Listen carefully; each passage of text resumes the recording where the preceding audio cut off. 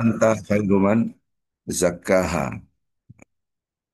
Engkaulah sebaik-baik yang mampu membersihkan jiwa. Jadi ketika kita ucapkan Alhamdulillah, kita sedang mandi, kita sedang membersihkan diri kita. Dari apa? Dari pujian milik aku. Aku patut dipuji, saya keren, saya hebat. Ini kotor, maka kita bersihkan. Subhanallah. Maka ketika kita memuji Allah, dua permasalahan kita harus merendahkan diri kita. Salam dan salawat kepada Nabi Muhammad Sallallahu Alaihi Wasallam. Baik, Bapak Ibu yang cinta Allah Subhanahu Wa Taala. Subhanallah. Kemarin kita sudah membahas nikmat. Subhanallah. Maka redaksi hadis yang diajarkan oleh Allah melalui lisannya Nabi Sulaiman. Hada min fadli Rabbi ini.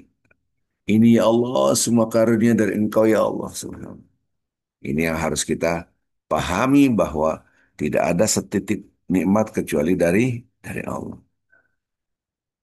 Berarti poin pertama adalah melihat segala sesuatu nikmat apapun itu dari Allah. Belum selesai, kemarin kajiannya belum selesai, ada satu poin yang sangat besar sekali, yaitu ketika ini hadza min fadli rabbi belum kelar. Liyabluwani ashkur am akfur. Ini nikmat itu untuk menguji apakah saya termasuk hamba yang bersyukur atau yang kufur? Allahu Akbar, Allahu Akbar. Ujian yang kita pahami secara umum terjebak dalam image yang salah. Ujian yang kita pahami secara umum adalah identik dengan kesengsaraan. Subhanallah. Ya, betul identik dengan kesengsaraan, tapi tidak otentik kesengsaraan. Gitu. Aslinya ujian itu dengan nikmat dan sengsara. Memang apa the first impression al-intibatul ula, kesan awal ketika disebut dengan ujian identik dengan kesengsaraan.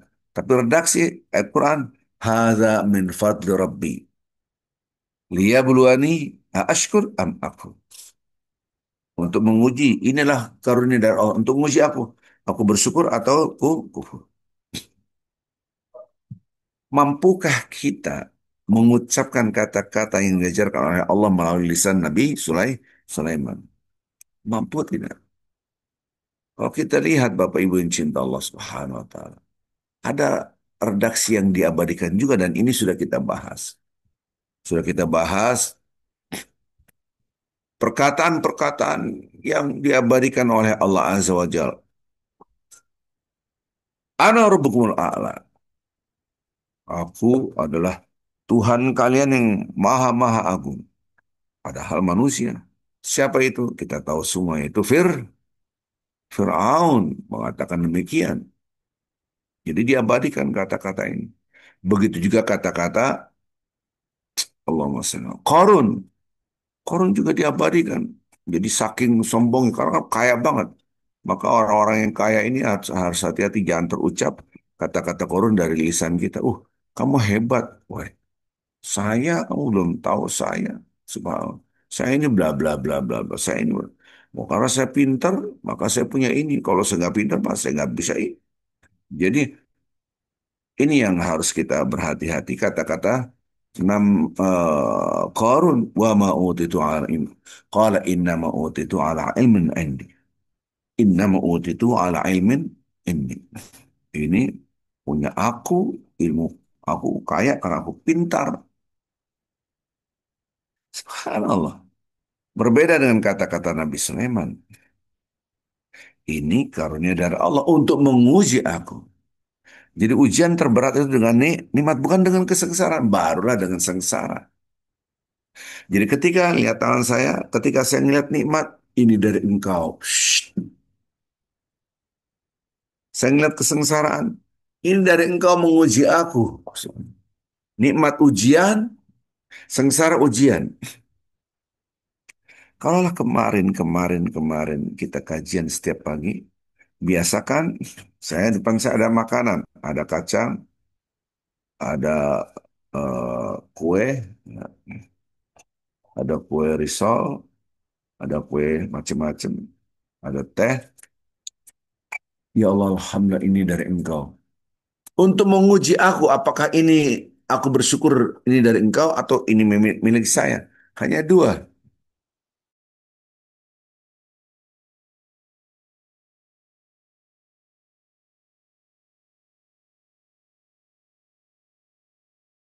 Pendapatnya. Wah, dari mana? Astagfirullahaladzim. Belajar dari mana? Ini punya Allah. Ilmu-ilmu dari Allah. Jadi jangan sampai kita dapat nikmat, malah kita kufur. Begitu juga musibah. Musibah ya Allah, engkau menguji aku. Dan dahsyatnya Allah. Sesengsara-sengsaranya Anda dalam ujian hidup, itu amat sangat sedikit dibanding nikmat Allah. Oke, lembaran hidup saya begini, Pak Ustadz. Saya begini, Pak Ustadz. Saya gini, ya Allah. Nangis. Yang Anda hitung adalah sengsara. Kenapa tidak menghitung nikmat juga? Dan dua-duanya sama. Ketemu nikmat dan sengsara. Ketemu adalah ujian. Waman syakar, fa inna yashkur nafsi. Kalau dia bersyukur, kenikmatan, kebahagiaan itu balik lagi buat dirinya. Kalau dia kufur, Allah nggak butuh Anda. Besar gitu. Waman kafar, fa inna rabbi ghaniyun karim. Nah, sekarang kita lihat supaya ini digabung dan kita dianjurkan gabungan nikmat dan sengsara. Sengsara yang dipaksakan. Apa itu ada sengsara yang dipaksakan? Puasa. Ada dipaksakan untuk lapar dan haus. Subhanallah. Jadi kita merasakan lapar maka itu lisaim faratani. Dalam hadis kita tahu semua ini sangat tenar. Bagi orang yang berpuasa ada dua kebahagiaan, kesenangan. Pertama ketika dia iftar, makan, buka puasa. Yang kedua ketika dia bertemu dengan Allah. Jadi ketika saya lapar, ya Allah, ini memang ujian. Aku taat apapun yang kau suruh. Lapar, haus, ya Allah, aku ikut ya Allah. Allah aku rasakan. Kenapa nanti ketika buka puasa, baru merasakan nikmat Allah. Dilatih kita. Liyabluwani ashkur am akfur. Liyabluwani ashkur am akfur. Wa man syakar fa inna ma yashkuru li nafsi. Wa man kafar fa inna rabbi ghaniyun karim. Ini karunia dari Allah kata Nabi Sulaiman. Untuk menguji aku. Apakah aku bersyukur atau kufur? Kalau bersyukur itu keuntungan lagi buat diri aku semua. Ditambah lagi nikmat Allah. Tapi kalau aku kufur ya Allah, na'udzubillah. Allah nggak butuh alam semesta. Allah maha baik dan tidak butuh. Allah hanya memberi dan tidak butuh. Jadi Allah tidak butuh kalimat terima kasih kita. Kita yang butuh. Maka itu kalau Anda berbuat baik, jangan mengharapkan balasan. Jangankan balasan, thank you pun tidak. Subhanallah. Mengucapkan thank you pun terima kasih tidak kita harapkan. Artinya apa? Dilatih wa ahsin kama ahsanallah ilaik. Dilatih Anda untuk berbuat baiklah Anda sebagaimana Allah telah berbuat baik kepada kita. Nah, pertanyaannya adalah Allah telah berbuat baik kepada kita. Allah tidak pernah berhenti untuk berbuat baik kepada kita. Bukan lagi per detik. Setiap 0, sekian second kita nafas, siapa yang ngasih? Allah. Kita bisa melihat siapa yang ngasih? Allah. Detak jantung kita pernah berhenti? Tidak pernah. Siapa yang menggerakkan? Allah. Semua Allah. Maka itu berbuat baik sebagaimana Allah telah berbuat baik kepada kita. Allah tuh ghaniyun karimun yang kemarin kita sudah bahas ya. Itu surat An-Naml yang kemarin kita bahas kata-kata Nabi Sulaiman, yaitu dalam surat An-Naml ayat 40, surat 27 ayat 40 kemarin, hari lalu dikatakan bahwa nikmat itu untuk menguji kita. Dan ini dari Allah. Aku bersyukur atau aku kufur. Lihat, baik lagi tadi. Kalau kita berbuat baiklah sebagaimana Allah telah berbuat baik kepada Anda. Allah berbuat baik kepada kita, Allah tidak butuh kita. Allah tidak butuh thank you dari kita. Kita yang butuh memuji Allah. Alhamdulillah. Innama nut'imukum liwajhillah. Kami memberikan makan kepada kalian hanya untuk mencari ridha Allah.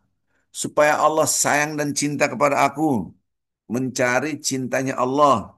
La nuridu minkum jaza'an wala syukura. Ya Allah, saya nggak butuh kalian. Manusia, saya nggak butuh. Balasan apapun, bahkan thank you pun, ucapan terima kasih pun, saya tidak butuh. Itu diajarkan oleh Allah Azza wa Jalla dalam surat tentang manusia. Ayat yang ke-9. Surat 76 Al-Insan ayat 9. Allah tidak butuh salat kita. Allah tidak butuh puasa kita. Allah tidak butuh zikiran kita. Maka bahasanya ghaniyun. Ghan itu maha-maha tidak membutuhkan. Tapi Allah maha baik. Ngasih ini, ngasih ini, ngasih. Karimun. Karimun itu maha memberikan. Fa inna rabbi ghaniyun karimun. Allah tuh ngasih-ngasih nggak butuh. Nah, kalau kita mau melakukan kebaikan sebagaimana Allah berbuat baik pada kita, kita tidak mengharapkan balasan. Bahkan thank you pun kita nggak butuh. Barulah kita merasakan nikmat Allah pada kita nggak pernah berhenti. Allah nggak butuh pujian, kita yang harus memuji. Kita yang butuh sholat, kita yang butuh zikir, kita yang butuh mengagungkan Allah. Kita yang butuh. Sementara Allah nggak butuh. Baik. Balik lagi tadi, kembali lagi tadi, ujian dengan dua nikmat dan sengsara. Kebanyakan orang gagal ujian bukan di sengsara tapi dalam nikmat. Nah, dua-duanya digabung di dalam berpuasa. Subhanallah. Apalagi sekarang ini. Sedikit lagi, hitungan 2 hari besok sudah memasuki Syahrullah. Subhanallah. Bulannya Allah. Besok hari, apa besok hari Kamis ya. Malam Jumat. Itu sudah memasuki awal Muharram.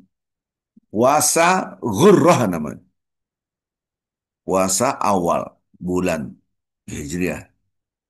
Apalagi di dalam Al-Quran surat 9 ayat 36. Inna iddatus syura indallah 12 syahrun fi kitabillah yawma khalaqas samawati wal ard minha arbatun hurum.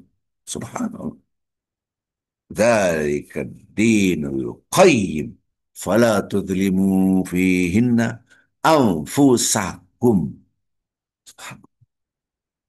Di dalam 1 tahun itu ada 12 bulan. Dalam 1 tahun. Allah mencipta langit dan bumi serta seisinya. Di dalam 12 bulan ada 4 bulan spesial, namanya bulan suci. Jangan berbuat maksiat. Ini maksiat dilipat kali gandakan.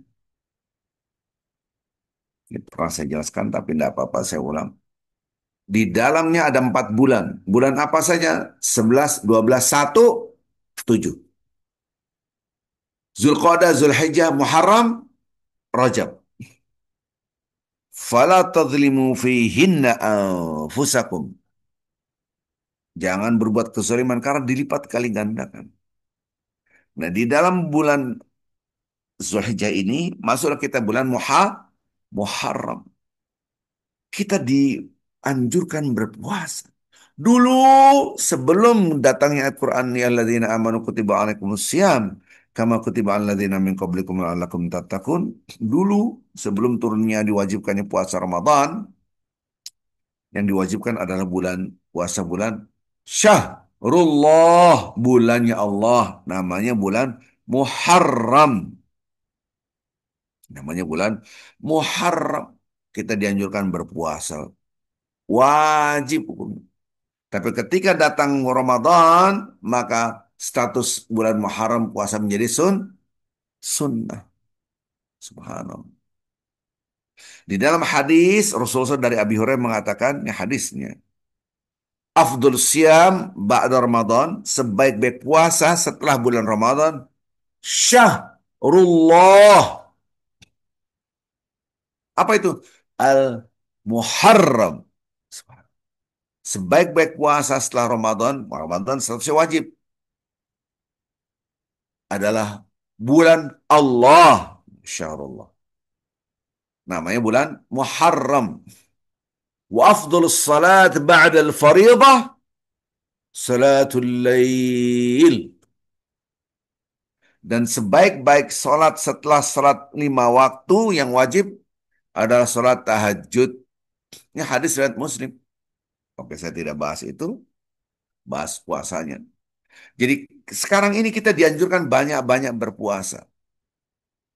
Seluruh ulama-ulama tidak ada yang tidak sepakat bahwa satu, pada bulan-bulan haram, yaitu 11, 12, 1, dan 7, dianjurkan banyak-banyak berpuasa. Selesai. Berarti sebanyak-banyaknya puasa. Oke, ada namanya puasa Asyura. Ini yang wajib. Asyura. Asyura itu 10.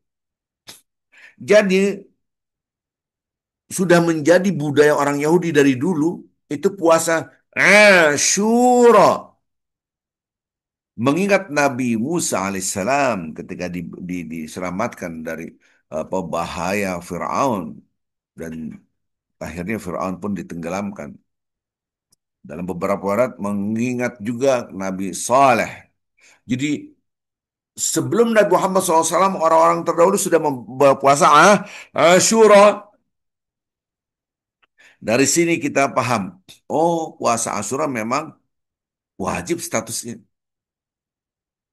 Sebelum datangnya ya alladzina amanu kutiba alaikumus siam, sebelum datangnya ayat yang mewajibkan puasa Ramadan.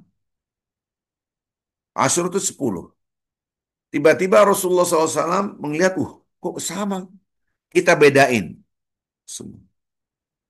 Maka itu khaliful Yahud. Kita harus berbeda dengan orang Yahudi. Di dalam diriwayatkan dari Ibnu Abbas, sumu yauman qablahu wa yauman ba'dah. Puasalah satu hari sebelumnya dan setelahnya, satu hari setelahnya. Maka ada 3, bukan hanya 10 di tengah 10, tapi 9, 10, 11. Tidak bisa ya sudah 9 dan 10. Tidak bisa ya udah 10 saja. Tapi yang lebih dahsyat lagi, saya mau mendekatkan diri pada Allah. Bukankah tadi dikatakan bahwasanya bulan bulan haram, Ashhurul Hurum, yaitu pada surat 9 ayat 36, minha arbatun hurum, kita dianjurkan banyak-banyak berpuasa. Ya sudah, Anda puasa 1 Muharram, 2, 3, 4, 5, 6, 7, 8, 9, 10, 11. Subhanallah. Boleh, boleh. Nanti 13, 14, 15 masuk Ayyamul Bait. Masya Allah. Ini seremonial formalistiknya. Jadi kalau Anda puasa nanti anjurkan tuh. Dari 1 Muharram, 2 Muharram, 3. Boleh? Boleh. Apalagi nanti ketika 10 Muharram, yaitu Asyura, Anda dihapuskan dosanya selama setahun. Dihapuskan dosa kita selama satu tahun. Jadi kita dianjurkan untuk berpuasa. Tapi karena orang Yahudi juga ikut berpuasa, kita membedakan 1 hari sebelumnya dan 1 hari setelahnya. Maka 9, 10, 11. Jadi nanti ini hari Rabu. Kamis, Jumatnya itu sudah masuk Muharram. Nah, kalau awal bulan namanya Ghurrah, itu Anda bisa berpuasa. Subhanallah. Ibadah apa saja silakan. Tapi jangan Anda tambah-tambahin, dibumbu-bumbuin sama dengan puasa 7.000 tahun. Ataupun dihapuskan dosa Anda sebanyak 7.000 tahun. Saya tidak dapat ini semua. Jangan sampai kita ibadahlah, tetapi dengan ilmu. Jangan mengada-ngada, gitu kan. Masa dihapuskan dosa sekian ribu tahun, enak banget. Ya. Jadi yang penting nanti bapak-bapak ibu buka bab puasa. Pertama Anda bab namanya puasa al-ashurul hurum, puasa-puasa bulan haram. Apa itu? 11, 12, 1 tuh 7. Selesai. Anda buka lagi bab tentang puasa Muharram Ashura. Itu 9, 10, 11. Dari dalil-dalil ini kita gabung. Apa itu? Anda bisa puasa sebanyak-banyaknya. Mendekatkan diri pada Allah. Yang saya terangkan adalah ketika kita berpuasa merasakan dalam tanda kutip lapar, haus, ini diidentik lebih dengan sengsara. Supaya Anda merasakan nikmatnya makan dan minum ketika iftar. Ya Allah, ya aku lapar, aku tunduk, tunduk pasrah apapun yang apa engkau suruh. Memang lapar itu adalah keniscayaan ketika orang tidak makan tuh pasti pasti lapar. Inilah ibadah aku. Ya Allah, aku tunjukkan aku lebih cinta engkau daripada tubuhku. Itu yang hilang dari puasa kita. Rasakan lapar dan haus itu. Ya Allah, aku lapar. Ya Allah, aku pasrah. Aku tunjukkan aku lebih cinta engkau daripada tubuhku. Subhanallah. Kemarin-kemarin yang saya bahas setiap hari pagi, coba kita melihat ya Allah, Alhamdulillah kita bisa melihat nikmat Engkau ya pada aku ya Allah, cintamu dahsyat. Aku bisa mendengar, ya Allah, Alhamdulillah saya bisa mendengar. Aku bisa merasakan rasa cinta, kangen, rindu kepada orang tua ataupun kepada anak, rindu cinta kepada pasangan hidup kita. Ya Allah, ini hati Engkau yang mencipta ya Allah, Alhamdulillah. Sampai pun kita tidur, ya Allah, alhamdulilladzi ahyana ba'dama amatana wa ilaihi nusyur. Aku bersyukur, ya Allah, Kau telah memberikan tidur, ya Allah. Sampai pun Anda habis buang air besar, buang air kecil. Ghufranaka alhamdulilladzi adhabani adza wa afani. Ampunan Engkau, ya Allah. Aku bersyukur Engkau telah mengeluarkan kotoran dari tubuhku dan Engkau memberikan kesehatan. Rasakan cinta Allah di dalam diri kita. Sekarang kita balik. Ya Allah, aku lebih cinta engkau daripada tubuhku. Aku lapar, aku haus. Tapi sekarang ini perintah kau, ya Allah. Aku cinta, ya Allah. Sekarang saya balik. Anda sholat malam, tahajud. Ya Allah, astagfirullah, ngantuk, Pak. Astagfirullahaladzim. Wudhu, masih ngantuk. Mandi. Bisa Anda sholat, ya Allah, aku lebih cinta engkau daripada tubuhku yang harus aku nina bobokkan. Aku tunjukkan cinta aku pada engkau. Subhanallah.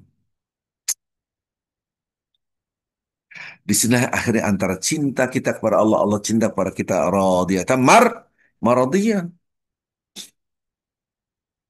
Sedahsyat apapun kesengsaraan Anda, itu amat sangat sedikit dibanding nikmat yang Anda rasakan dari Allah. Ini surah Al-Baqarah 155. Wala nabluwannakum bisyai'im minal khawfi wal ju'i wa naqsin minal amwali wal anfusi wal thamarat wa bashir sabirin alladhina idha asabatum musibah qalu inna lillahi wa inna ilaihi raji'un ulaika 'alaihim salawatun min rabbihim wa rahmah wa ulaika minal muhtadun. Dan kami pasti akan menguji manusia dengan kesengsaraan pasti. Tapi dengan sedikit. Maka kita digiring oleh setan dan hawa nafsu kita menghitung-hitung kesengsaraan. Selalu negatif, negatif thinking, negatif thinking, negatif thinking. Akhirnya Anda tersiksa dengan apa? Dengan pikiran kita.